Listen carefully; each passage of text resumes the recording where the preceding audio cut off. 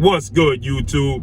It's your boy, Blue Blood Sports TV, back at y'all with another one. So, we got reports from TGB, Tom Brown Promotions, that they offered 4-division world champion Mexican superstar boxer, who's currently the undisputed super middleweight world champion, widely considered the face of the sport of boxing, top 3 pound for pound best fighters in the world, if not number 1 best fighter in the world, in Saul Canelo Alvarez, who has 57 wins, 1 loss, 2 draws, 39 big wins by way of knockout. He is 31 years of age, 5'8" with a 70-inch arm reach. Tom Brown, he stated that they offered him a massive lucrative offer to re-sign with the PBC, Premier Boxing Champions founder and advisor Al Heyman, and to be able to face off against undefeated 2-division world champion, who is the reigning WBC middleweight world champion, in Jamal Lions Only Charlo, who is 32 wins, no losses, no draw, 22 big wins by way of knockout. He is 32 years of age this month, 6 feet tall with a 74-inch arm reach.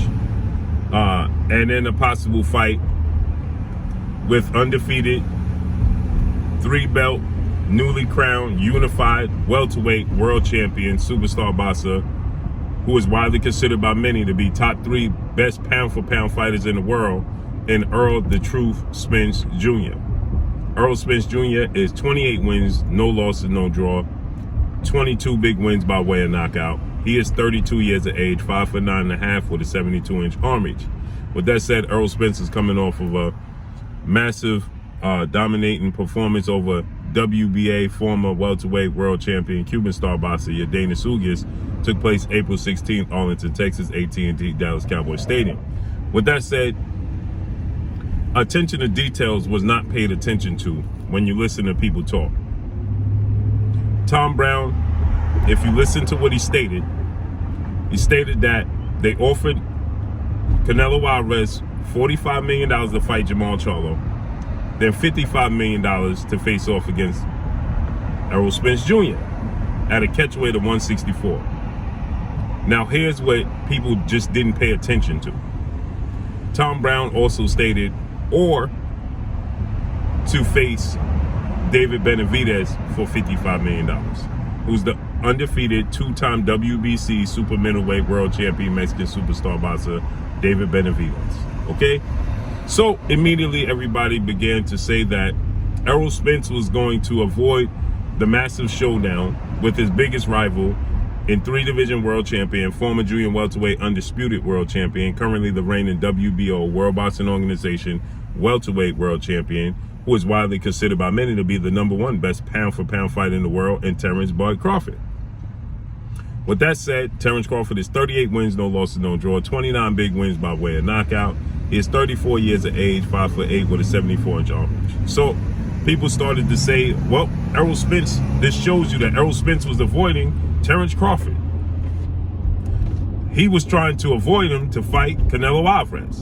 And then you have some people tell him, well, it's not really avoiding Terence Crawford if he's fighting Canelo Alvarez. How could that be avoidance? Well, then you have people saying it's still avoiding Terence Crawford if he's fighting Canelo Alvarez.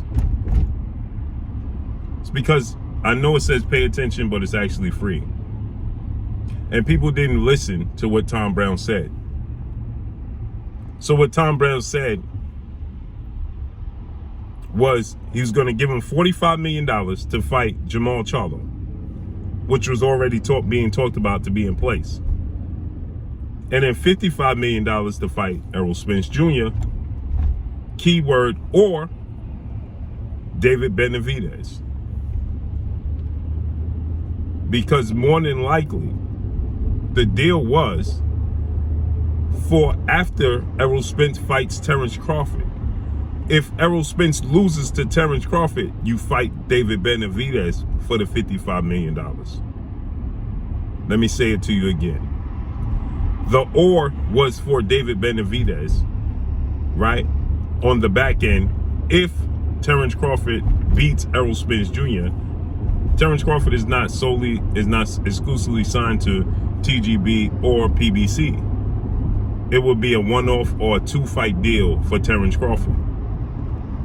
So the "or" stands for afterwards, right? You able to fight Errol Spence. If Errol Spence beats Terence Crawford, which is the biggest fight in the sport of boxing, the fight that everybody's anticipating, including Errol Spence, how do you know this to be true? They'll say, well, Blue, how do you know this to be true?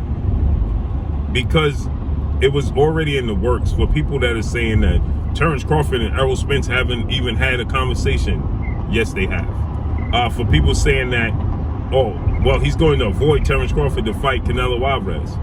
Errol Spence has already told you it was in motion to fight Terence Crawford before he even fought Yordenis Ugas.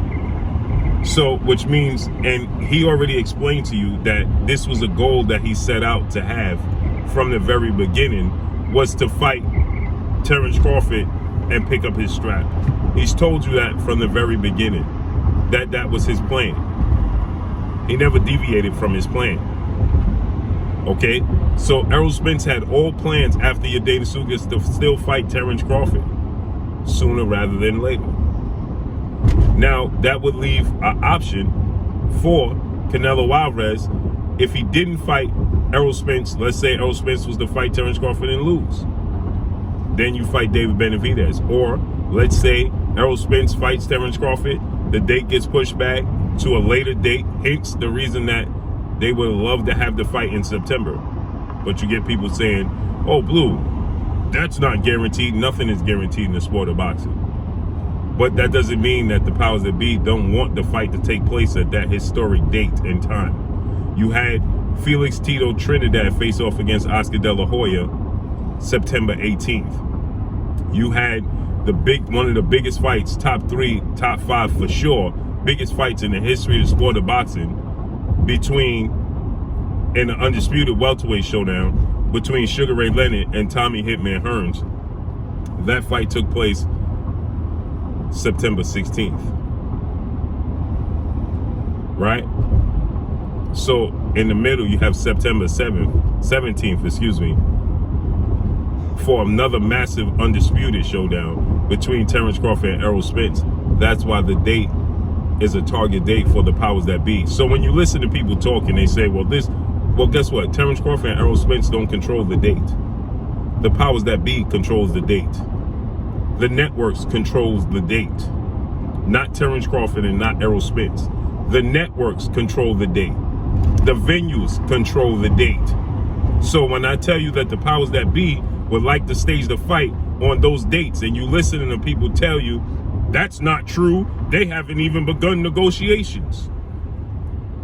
Well, you think the powers that be are waiting for them to begin negotiations to look for a venue and look for a date?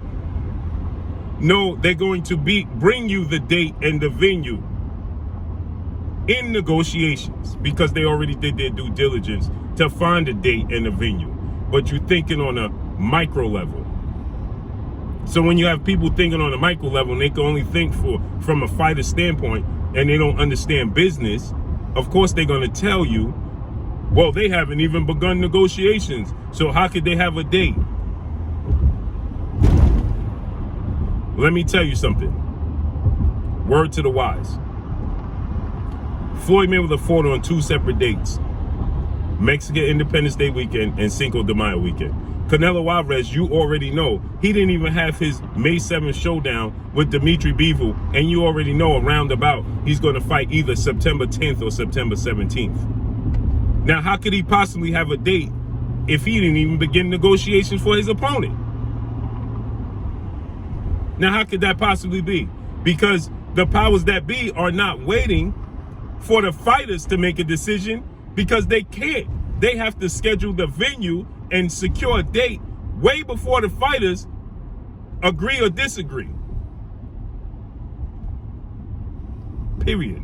So when you listen to people tell you, oh, don't listen to Blue, September 17th, that's not a date. People were buying their tickets and preparing to go for a fight that ain't even set. It's not up to the fighters. See, you got to think on a bigger scale, on a larger scale, when you're dealing with these situations. It's up to the promoters, the venue owners, and the networks to stage the dates. It's not up to the fighters in their negotiation. They take the dates and the venues to the fighters with options. But if you listen to people tell you that they didn't even begin negotiations, well, that just tells you how far and how deep they are in business and how deep they are actually in the sport of boxing. It's clearly on a micro level. So with that said, and like I said, anything is subject to change in the sport of boxing. Now, with that said, Errol Spence has already had it in his mind and in his plans to fight Terence Crawford. So if Errol Spence was to lose to Terence Crawford, or the fight was to take place in September and Canelo Alvarez wants to stay active, then you replace Errol Spence with David Benavidez for the same $55 million. So there you have it. For people that's trying to tell you that Errol Spence was looking to fight Canelo Alvarez to avoid fighting Terence Crawford, there you have the clarity. But that's all I got for y'all. Make sure you hit the like button. Drop a comment in the comment section. Let me know what y'all think. Y'all already know what it is. It's your boy Blue, Blue Blood Sports TV. Hate, like, comment, and subscribe. You haven't subscribed, hit the subscribe button, hit the like button, hit the bell icon to get all the new notification. Follow me on Instagram at Blue Blood Sports TV, all in one word. Y'all already know what it is. Shout out to the entire LDBC. Shout out to New Media. Shout out to Black Media Row. Make sure you like and share these videos. That's all I got for y'all. Peace.